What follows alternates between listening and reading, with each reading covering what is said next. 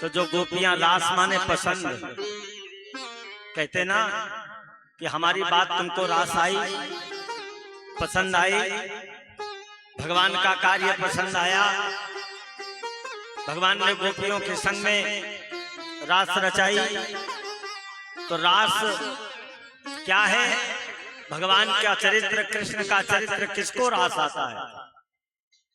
जो भगवान का भक्त होता है, जो भगवान का अंतरंग होता है, जो भगवान के बहुत नजदीक होता है। कहते राम के चरित्र को सुनने के रसिया कौन है? हनुमान जी महाराज। और कृष्ण के चरित्र को सुनने की रसिया कौन है? बोले गोपियां हैं। गोपियां।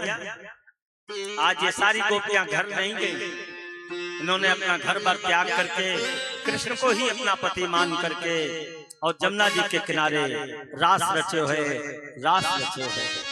और कन्हैया नहीं, कोई पूतना, कोई अगासुर, कोई सक्टासुर, और रो भी रही है कि जयति ते धिकम जन्मना प्रजा और श्रेयति इंदिरा सत्स्व दत्त रही। ये श्याम सुंदर, ये वृंदावन तो पहले से था, लेकिन आपके जन्म लेने से इसका महत्व और अधिक बढ़ गया। हम लोग तो आपकी निःशुल्क दासियां हैं, और अगर आपको ऐसा करना था तो आप नाना प्रकार के राक्षसों से ब्रज को बचाया क्यों? और अभी अभी आपने इंद्र के प्रकोप से बचाया, मर जाने देते ना हमें। पूतना से बचाया, अघासुर से बचाया, सक्टासुर से बचाया, नाना प्रकार के राक्षसों से हम लोगों को बचाया। क्यों बचाया? आज यही दिन देखना था क्या कि आप हमसे दूरी बना लो? श्याम सुंदर, मैं घर जाने वाली नहीं। इस प्रकार से आज गोपियां नाना प्रकार के भाव लेकर के अपने भाव को प्रकट कर रही हैं, प्रकट करती हैं। और उस भाव को सुनकर के कन्हैया से रहा नहीं गया, और उस महाराज, उस रास के बीच में भगवान जब प्रकट होते हैं तो रास नहीं होती, फिर महारास होती है। बोलो वृंदावन बिहारी लाल। महा जब शब्द लग गया तो 1-2 दिन की रास नहीं हुई, वो महारास माने 4 युग 1000 बार बीत गए, लेकिन महारास नहीं बीती। महारास बराबर चलती रही। जो गोपी भाव लेकर के आज भी जीवन जी रहा है, उसके शरीर में कृष्ण आज भी रमण कर रहे हैं।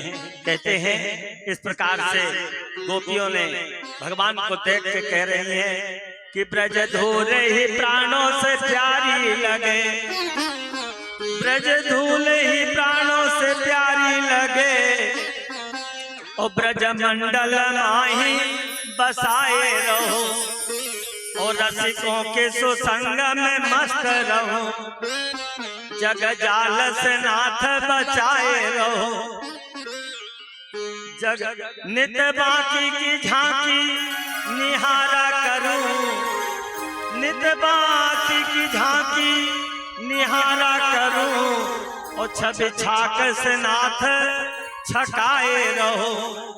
ओहो बांके बिहारी यही विनती, ओहो बांके बिहारी यही विनती, मेरे नैनों से नैना मिलाए रहो, मेरे नैनों से नैना मिलाए रहो। भगवान मुस्कुरा रहे हैं, कहते हैं कि मन में है बसी बस चाह यही, ध्यान देना कि मन में है बसी बस चाह यही, प्रिय नाम तुम्हारा पुकारा करूं, बिठला के तुम्हें मन मंदिर में, मनमोहन रूप निहारा करूं, भर के दृगपान में प्रेम कजल, प्रिय पाम पक तुम्हारा पखारा करूं, ओ बनूं मैं पुजारन तुम्हारी प्रभु, बनूं मैं पुजारन तुम्हारी प्रभु, और नित आरती तेरी उतारा करूं, नित आरती तेरी उतारा करूं। कहते महाराज इस प्रकार से भगवान श्याम सुंदर आज बड़े प्रेम से कहते हैं।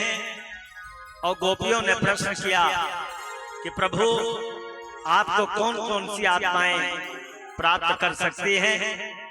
गोपियां कहती हैं, हे नाथ, लौकिक प्राणी भजन करने वालों का भजन करते हैं, ध्यान से सुनना, भजन करने वालों का भजन करते हैं, और कुछ लोग कहते हैं महात्मा लोग भजन ना करने वालों का भी भजन करते हैं, ध्यान देना, और कुछ इन दोनों का भी भजन करते हैं, दोनों का करते हैं।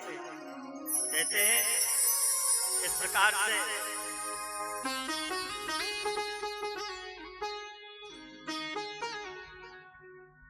इस प्रकार सारी गोपियां देखो प्रश्न कर रही हैं, भजन करने वालों का भजन करते हैं और भजन ना करने वालों का भी भजन करते हैं। क्या कहते हैं? कहते हैं इस प्रकार आज गोपियां भगवान से प्रश्न करती है। कहते महाराज क्या कहा?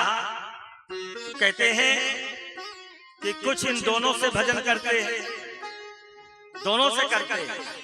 ये तीन पक्ष हुए और इनमें कौन सा निर्दोष है और कौन सा आपको प्रिय है, ये आप सत्य बताने की कृपा करें, ध्यान देना। भगवान ने कहा गोपियों सुनो, उपकार और प्रत्युपकार, थोड़ा लोड लेना पड़ेगा दिमाग में। प्रत्युपकार और उपकार ये रख करके जो भजन करते हैं उसमें स्वार्थ है।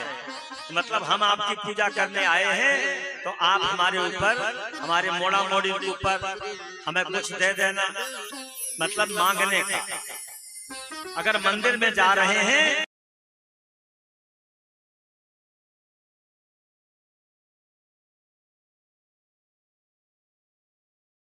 वहां ना तो प्रेम है और ना ही सुख है। जो स्वार्थ में भजन करते हैं, स्वार्थ की पूर्ति हो गई, बात खत्म। कुछ लोगों को मैं बताता हूं कि ऐसा ऐसा व्रत कर लो तुम्हारा काम बन जाएगा, तो वो देवियां पूछती हैं कितने दिन करना पड़े, कितने करना पड़े, मतलब जाए और बता दो, मतलब जा से छुटकारा कब पाएंगे? अरे जब तक जीवन है तब तक करो ना, और तब तक करोगे तो सदा सदा कृपा बनी रहे। इसलिए कहते हैं न प्रेम है न सुख है, और वहां धर्म भी नहीं है, वो धर्म नहीं है, वो स्वार्थ पूजा है। कि मंदिर में जा रहे हैं, हनुमान जी को 1 किलो लड्डू चढ़ाएंगे और मेरो मोड़ा पास रह जाएगा, पास। कहते हैं और जो निरपेक्ष भजन करते हैं वहां प्रेम और धर्म दोनों है। जो कुछ नहीं मांगते, केवल अपना कर्म और धर्म समझ करके मंदिर जाते हैं कि हमें तो मंदिर जाना ही जाना है, हमें तो रोज पहुंचना ही है, चाहे पानी बरसे, चाहे आंधी आए, चाहे तूफान आए, चाहे कैसी भी स्थिति हो, हमें तो मंदिर खड़ा होना है। तो कहते हैं वो अपना जो कर्म और धर्म मान के पूजा करता है, वो दोनों किसी भी कहते हैं आश्रय को नहीं लेते। ऐसे प्राणी 4 प्रकार के होते। आत्माराम जिनकी बाह्य दृष्टि है, पूर्ण काम जो भोग सामग्री रहते हुए भी इच्छा रहित है, जैसे कृष्ण। कृष्ण के सामने सारी गोपियां थी और आज सारी गोपियों को रख करके सामने, और भगवान ने कामदेव को ललकार दिया, कामदेव तुम अपनी इच्छा को पूर्ण करो, मैं किसी चीज में अपनी इच्छा नहीं रखता। कहते हैं ये रास एक दिन नहीं 1000 वर्ष तक चली। कहते हैं इस प्रकार कृतज्ञ उसे कहते हैं जो किए हुए उपकार को भूल जाए। अच्छा, परमात्मा ने किसके ऊपर उपकार नहीं किया? भगवान ने सबके ऊपर उपकार किया है और सबके मोड़ा मोड़ी को परमात्मा ने दिया, सबको सब कुछ दिया है भगवान ने, और भगवान को ही हम भूल जाते हैं तो उसे कृतज्ञ कहा जाता है, कृतज्ञ कहा जाता है। कहते हैं गुरुद्रोही, एक गुरुद्रोही है जो उपकार भूल करके अकारण अपने गुरु से द्रोह करने लगते हैं, महात्मा से द्रोह कर लेते हैं। कभी कभी तो लोग भगवान से ही कह देते हैं कि जाओ हम तुम्हारी पूजा ही नहीं करेंगे। बोलो वृंदावन बिहारी। मत करो ना पूजा, हैं? पत्थर पर मोड़ पटक दो, कोई दिक्कत नहीं, मत करो। कहते हैं